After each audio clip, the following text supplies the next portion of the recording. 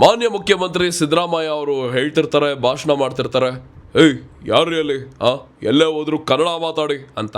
ಆದರೆ ಸರ್, ಅದನ್ನ ನೀವು ನಮ್ಗೆ ಹೇಳೋದಲ್ಲ, ನಾವೆಲ್ಲ ಹೆಮ್ಮೆಯಿಂದ ಕನ್ನಡ ಮಾತಾಡ್ತೀವಿ. ಮೊದಲು ನಿಮ್ಮ ಕಾಂಗ್ರೆಸ್ ಪಕ್ಷದವ್ರಿಗೆ ಕೂತ್ಕೊಂಡು ಕನ್ನಡದ ಬಗ್ಗೆ ಪಾಠ ಮಾಡಿದ್ರೆ ತುಂಬಾನೇ ಒಳ್ಳೇದು ಅಂತ ಅನ್ಸುತ್ತೆ. ಕರ್ನಾಟಕದ ಕಾಂಗ್ರೆಸ್ ಪಕ್ಷದ MC ಸುಧಾಕರ್ ಅವರು ಹೇಳ್ತಾರೆ, ಕಾಲೇಜ್ಗಳಲ್ಲಿ ಕನ್ನಡ ಮಾತಾಡಬಾರ್ದಂತೆ. ಕಾಲೇಜ್ಗಳಲ್ಲಿ ಕನ್ನಡ ಮಾತಾಡಬಾರ್ದು ಅಂತ ಹೇಳೋದಕ್ಕೆ ಇವ್ರು ಯಾರು? ಕನ್ನಡ ಈ ನೆಲದ ಭಾಷೆ. ಕನ್ನಡ ಮಾತಾಡೋದಕ್ಕೆ ಪ್ರತಿಯೊಬ್ಬರಿಗೂ ಸ್ವಾತಂತ್ರ್ಯ ಇದೆ.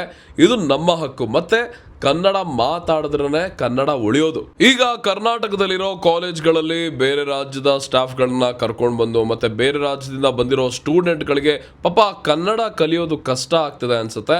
ಅದಕ್ಕೆ MC ಸುಧಾಕರ್ ಅವರು ತುಂಬಾ ದೊಡ್ಡ ಮನ್ಸು ಮಾಡಿ ಕಾಲೇಜ್ಗಳಲ್ಲಿ ಕನ್ನಡ ಮಾತಾಡಬೇಡಿ ಅಂತ ಹೇಳ್ತಿದ್ದಾರೆ.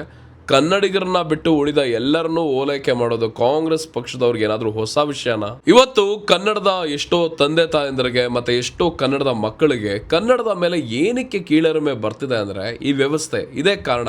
ಕನ್ನಡಿಗರನ್ನ ಕನ್ನಡದಿಂದ ದೂರ ಇಡೋ ಕೆಲಸ ನಡೀತಾನೆ ಬಂದಿದೆ. ಇಂಗ್ಲಿಷ್ ಹಿಂದಿ ಮಾತಾಡಿದ್ರೆ ಗ್ರೇಟು, ಆದರೆ ಕನ್ನಡ ಅಂದರೆ ಏನೋ ಒಂಥರ ಕೀಳರಿಮೆ ಅನ್ನೋ ಮನೋಭಾವಕ್ಕೆ ಕರ್ಕೊಂಡು ಹೋಗ್ತಿದ್ದಾರೆ. ಕನ್ನಡಿಗರು ಒಕ್ಕೂಟ ಭಾರತಕ್ಕೆ ಸೇರ್ಕೊಂಡಾಗಿಂದನೂ ಇದು ಸೃಷ್ಟಿ ಆಗ್ತಾನೆ ಬಂದಿದೆ. ರಾಷ್ಟ್ರೀಯತೆ ಅನ್ನೋ ಹೆಸರಲ್ಲಿ ಕಾಂಗ್ರೆಸ್ ಪಕ್ಷ ಕನ್ನಡಿಗರ ಮೇಲೆ ಹಿಂದಿ ಹೇರಿಕೆ ಮಾಡ್ತಾನೆ ಬಂದಿದೆ. ನಾನು ಚಿಕ್ಕ ವಯಸ್ಸಿಂದ ಕನ್ನಡ ಮಾತಾಡೋದಕ್ಕೆ ಹಿಂದೆ ಮುಂದೆ ನೋಡ್ತಿದ್ದೆ. ನನಗೂ ಕೀಳರಿಮೆ ಇತ್ತು. ಕಾರಣ ಈ ವ್ಯವಸ್ಥೆ. ಈಗಲಾದರೂ ಇಂತಹ ಕನ್ನಡ ವಿರೋಧಿ ರಾಜಕಾರಣಿಗಳನ್ನು ನಾವು ಕನ್ನಡಿಗರು ವಿರೋಧ ಮಾಡಲೇಬೇಕು. ಇಲ್ದಿದ್ರೆ ಮುಂದಿನ ಪೀಳಿಗೆಗೆ ಮಕ್ಕಳಲ್ಲಿ ಕನ್ನಡ ಅಭಿಮಾನ ಅನ್ನೋದೇ ಇರಲ್ಲ. ಏನಕ್ಕೆ ಕನ್ನಡವನ್ನ ಮಾತಾಡಲೇಬೇಕು ಅಂದರೆ, ಕನ್ನಡವನ್ನ ಬಳಕೆ ಮಾಡಲೇಬೇಕು ಅಂದರೆ, ಕನ್ನಡ ಅನ್ನೋ ಪದಕ್ಕೇನೆ 5,000 ವರ್ಷಗಳ ಇತಿಹಾಸ ಇದೆ. ಮಯೂರ ವರ್ಮ, ಇಮ್ಮಡಿ ಪುಲಿಕೇಶಿ, ಅಮೋಘ ವರ್ಷ, ಹೊಯ್ಸಳ ವಿಷ್ಣುವರ್ಧನ, ಹೀಗೆ ಎಷ್ಟೋ ರಾಜರು, ಕನ್ನಡದ ರಾಣಿಯರು ಕನ್ನಡಕ್ಕೆ ತುಂಬಾನೇ ಕೊಡುಗೆಗಳನ್ನು ಕೊಟ್ಟಿದ್ದಾರೆ. ಇದಕ್ಕೋಸ್ಕರನಾದ್ರೂ ನಾವು ಹೆಮ್ಮೆಯಿಂದ ಕನ್ನಡಿಗರು ಕನ್ನಡ ಮಾತಾಡಲೇಬೇಕು. ಈ ವಿಡಿಯೋ ಕಮೆಂಟ್ಸ್ ನಲ್ಲಿ MC ಸುಧಾಕರ್ ಅವರನ್ನ ಮತ್ತೆ ಮಾನ್ಯ ಮುಖ್ಯಮಂತ್ರಿ ಸಿದ್ದರಾಮಯ್ಯ ಅವರನ್ನ ಟ್ಯಾಗ್ ಮಾಡಿ.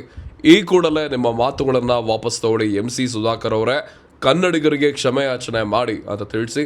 ಹಾಗೆ ಪ್ರತಿಯೊಬ್ಬರಿಗೂ ಈ ವಿಡಿಯೋನ ಶೇರ್ ಮಾಡಿ. ಮುಂದಿನ ವಿಡಿಯೋದಲ್ಲಿ ಖಂಡಿತ ಸಿಗೋಣ.